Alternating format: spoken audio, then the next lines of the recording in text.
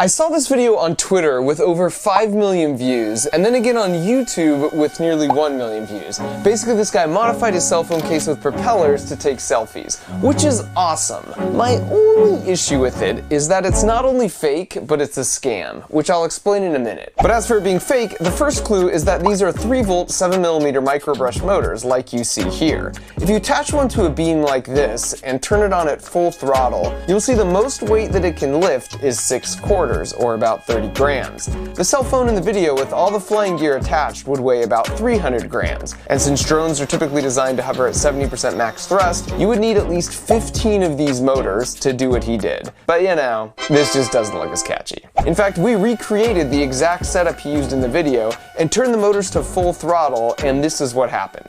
Here it is in slow-mo, and as you can see, there's hardly any difference than if you don't turn the propellers on at all. So I'm going to show you how this scam artist somehow manages to break the laws of physics 4 more times in this 3-minute video, and then because obeying the laws of physics isn't optional, we're going to call up fellow YouTuber Captain Disillusion to see if he can help us spot any signs of special effects. And then, with my buddy Peter Schriepel, I'm going to show you what it would take to actually build a flying selfie phone case, and then I'll put all the details on a new site I built using Wix.com. But before I do any of that, let me first explain why this is a scam and not just a harmless fake video for meaningless internet points. With this many views and an astounding 80% like ratio, which means most people probably didn't realize it was fake, it's a statistical certainty that some young, aspiring engineer actually tried to build this themselves. Worse than their parents' phone dropping like a rock and breaking, this might have been his or her first experience at making something. But how, you might ask, would they know what components to use? Well, here in the description, Amazing Maker was kind enough to put links.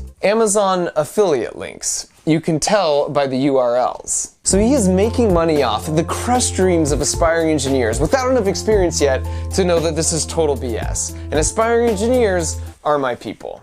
And you don't mess with my people. Let's do this.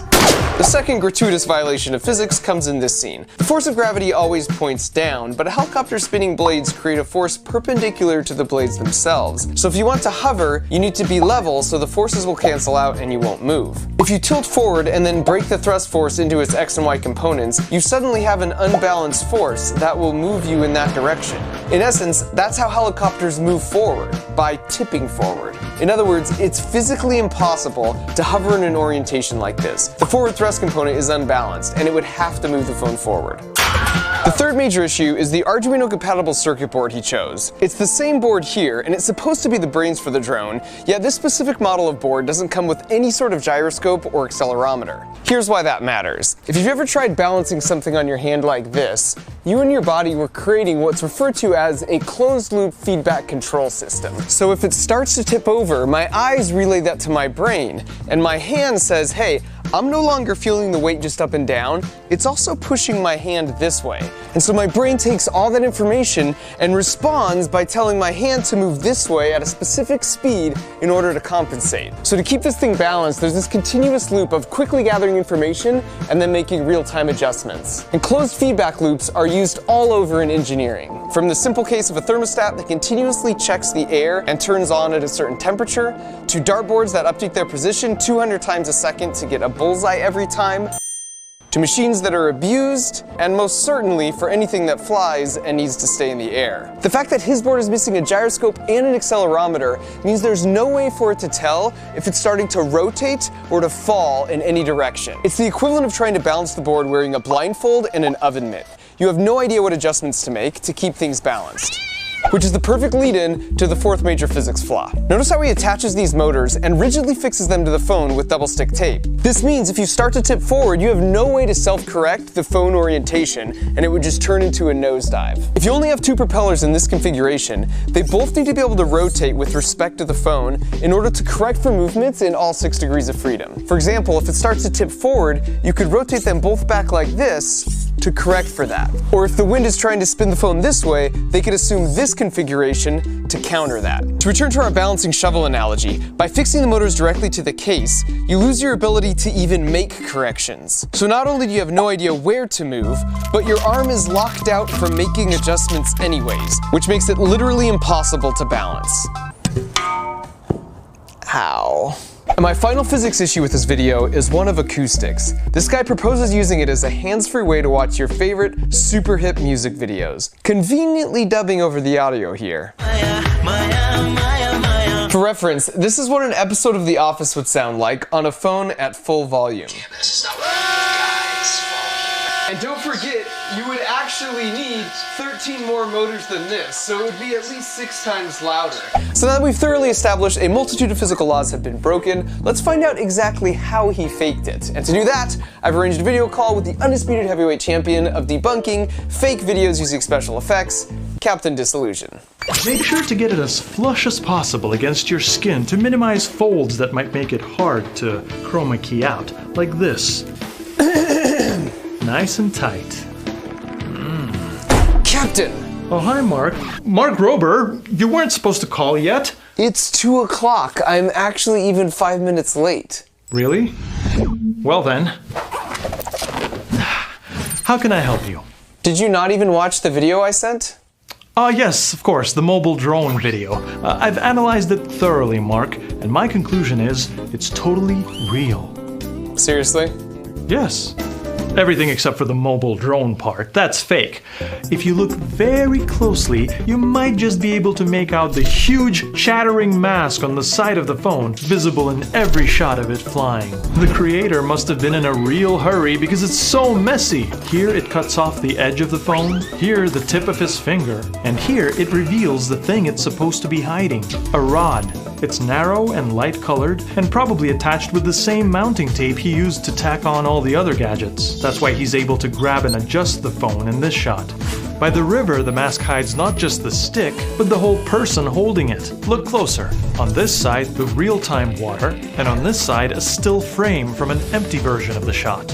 And if we track the phone's position and rotation, we can easily reverse engineer exactly how the stick puppeteered it, rotating mostly from the point where it was held. Wow. That was very impressive, Captain D. Thank you for taking the time. My favorite part of this whole thing is the audio. The tiny propellers must have made so little noise at a distance, it didn't give a proper drone vibe. So the hoaxers recorded the sound of the motors up close and reused the same clip in every scene, complete with their muttering voices in the background.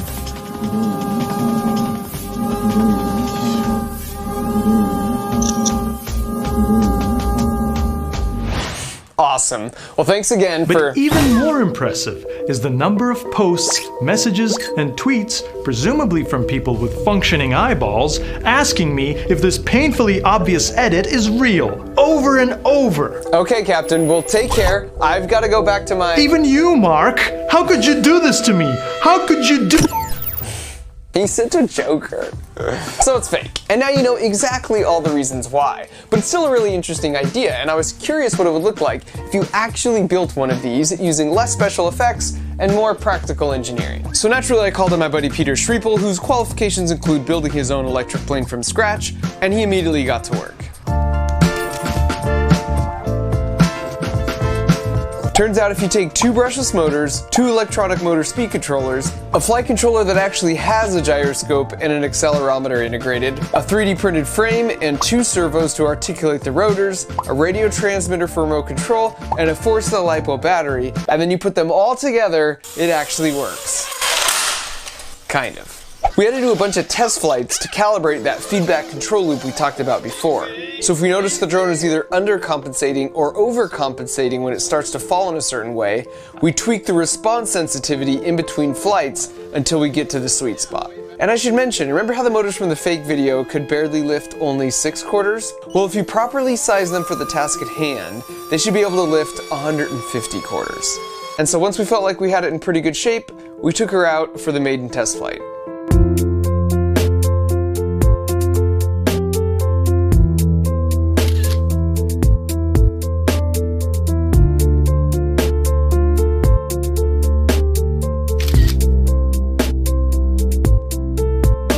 In our defense, it was a little windy out there, but as you can see, it could be pretty wobbly at times. The truth is, a bicopter like this totally works, it just isn't a great design choice. The The reason pretty much all camera drones are quadcopters is because they're much more stable due to a larger footprint shared between 4 motors. And by getting clever with the throttle speeds, you can move in all 6 degrees of freedom with no moving parts. So there you go. With solid engineering, you don't need hidden rods or masking and rotoscoping, and Sir Isaac Newton can once again comfortably rest in his grave.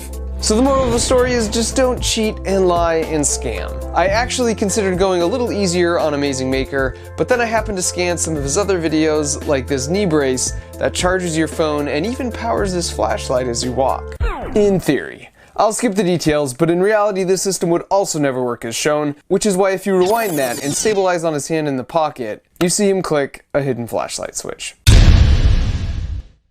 If you want to build a flying selfie phone case yourself, you can watch the video Peter made with all the juicy details. You can find that on his channel or on a new website I created called markroberbuildinstructions.com. And on that site you'll actually see build instructions for tons of different projects for my channel, which was made possible by the fine folks at Wix.com. I wanted something simple and classy, and I almost feel a little guilty I could make something this functional, and it only took about an hour, in part thanks to a series of questions you answer when you get started. That means right off the bat you're close to what you want, but you can still customize it as much as you like from there, including aligning it with one of the hundreds of templates they have. And my website is just a simple way to communicate information, but you can make one for your personal brand or your portfolio, or maybe a new website for your business to sell stuff, or even book appointments right there. And it's free to sign up to start designing and publishing, and it's honestly a lot of fun. So to flex your creative muscles for the whole world to see, go to wix.com/go/markrober or use the link in the video description to get started. Thanks for watching.